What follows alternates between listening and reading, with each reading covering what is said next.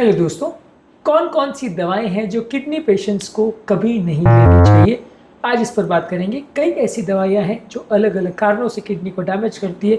अलग अलग बीमारियों में इन दवाओं का हम प्रयोग करते हैं। ये कौन सी दवाएं हैं और किडनी को किस तरह से डैमेज करती है, इन सारी चीज़ों पर आज बात करेंगे।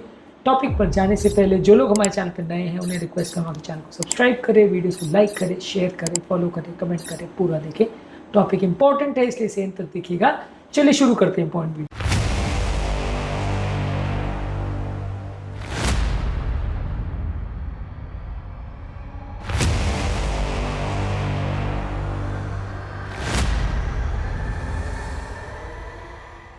सबसे पहले और सबसे कॉमन दवा जो यूज़ होती है वो है non steroidal anti inflammatory drugs, common pain killers यानी आइबुप्रोफेन, नेप्रोक्सेन, डाइक्लोफेनेक, जो कि सबसे ज़्यादा प्रिस्क्राइब की जाने वाली पेन किलर्स में से एक है।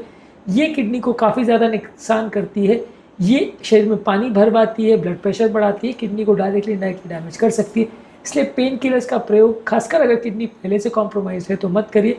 कर भी रहे तो थोड़े ड्यूरेशन के लिए करिए और जब पेन खत्म हो जाए तो बंद कर दीजिए। या पेन किलर्स में दूसरे ऑल्टरनेटिव्स हैं जैसे ओपियोइड डेरिवेटिव्स है या पैरासीटामोल है, उनका प्रयोग कर सकते हैं। वो कंपेरेटिवली लेस पावरफुल होती है और किडनी को कम डैमेज करती है। इसके अलावा एंटीबायोटिक्स जैसे कि अमीनोग्लाइकोसाइड, फैंकोमाइसिन और एम्फोटेरिसिन बी, ये सारी एंटीबायोटिक्स जो है किडनी को डैमेज कर सकती है। अगर इनको हाई डोजेज में लंबे समय तक यूज़ किया जाए तो ये किडनी पेशेंट्स के लिए अच्छी नहीं है, इसलिए इनका प्रयोग ज़्यादा नहीं करना चाहिए।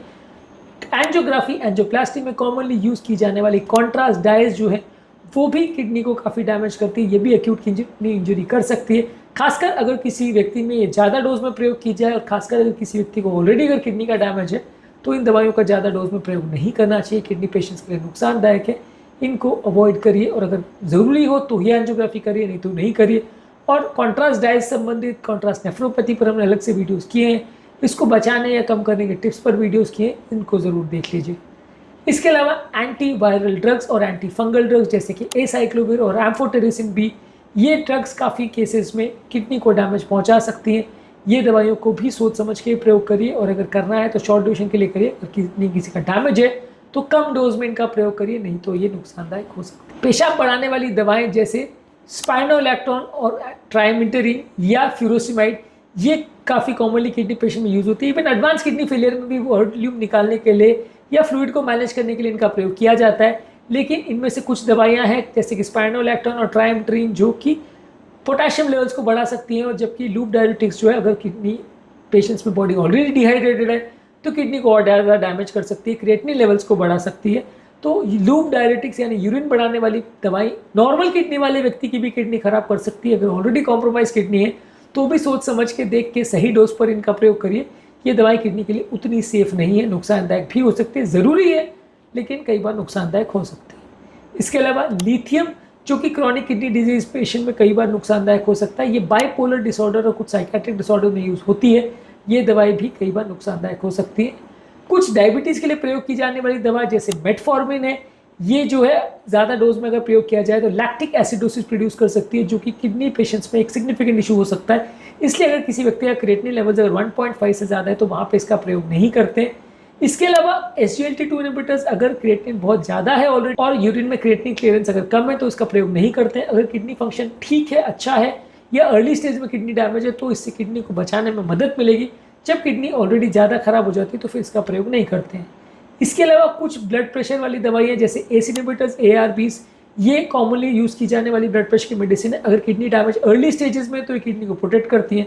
जब किडनी ऑलरेडी डैमेज हो चुकी है या बहुत एडवांस स्टेज में है, पेशेंट डायलिसिस पे, तो इसका प्रयोग नहीं कर सकते क्योंकि ये किडनी को नुकसान करती है, पोटेशियम लेवल्स बढ़ा सकती है। ACE इनहिबिटर ग्रुप में आता है लिस्नोप्रिल, एनारोप्रिल, पेरिंडोप्रिल, ये सारी दवाइयाँ। और ARB ग्रुप में आता है लोसार्टन, वैल्सार्टन, कैंडिसार्टन, एजिलसार्टन। इसी ग्रुप की एक और दवा आती है जिसको आर्नी बोलते हैं, वैल्सार्टन सागिप्रिल कॉम्बिनेशन। ये भी हार्ट फेलियर में काफ़ी कॉमनली यूज़ होती है। ये सारी दवाएं ब्लड प्रेशर में भी यूज़ होती हैं और ये अगर किडनी फेलियर अर्ली स्टेजेस में तो किडनी को प्रोटेक्ट करेगी, लेट स्टेजेस में तो नुकसान करेगी।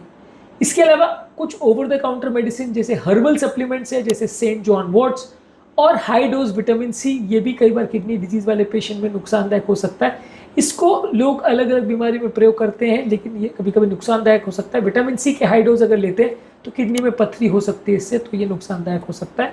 ये सारी चीज़ों को बहुत हाई मात्रा में नहीं प्रयोग करना। इसके अलावा कुछ एंटासिड्स और लैक्सेटिव्स में मैग्नीशियम, एल्यूमिनियम और फॉस्फोरस होता है।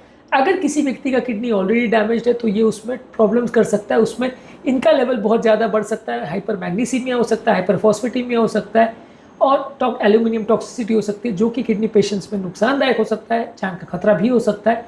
इसलिए अगर किडनी ऑलरेडी कॉम्प्रोमाइज है तो इन दवाओं का ज़्यादा डोज में प्रयोग नहीं होना चाहिए, नुकसानदायक हो सकता है। तो आज के टॉपिक में हमने बात करी कि यदि किसी व्यक्ति का किडनी डैमेज है या किडनी कॉम्प्रोमाइज़ होने का अंदेशा है तो वहाँ पे कौन कौन सी दवाइयों को प्रयोग नहीं करना चाहिए, ये दवाइयाँ कौन सी है, किस बीमारी में प्रयोग होती है और कैसे कैसी किडनी को डैमेज करती है, इस पर हमने बात करी। हार्ट के लिए, लिवर के लिए और थायराइड के लिए कौन कौन सी नुकसानदायक दवाइयाँ, उस पर हमने अलग अलग वीडियोज़ किए हैं, उनको ज़रूर चेकआउट करें। टॉपिक एंड करने से पहले जो लोग हमारे चैनल पर नए हैं उन्हें रिक्वेस्ट करूँगा कि चैनल को सब्सक्राइब करें, वीडियोज़ को लाइक करें, शेयर करें, फॉलो करें, कमेंट करें।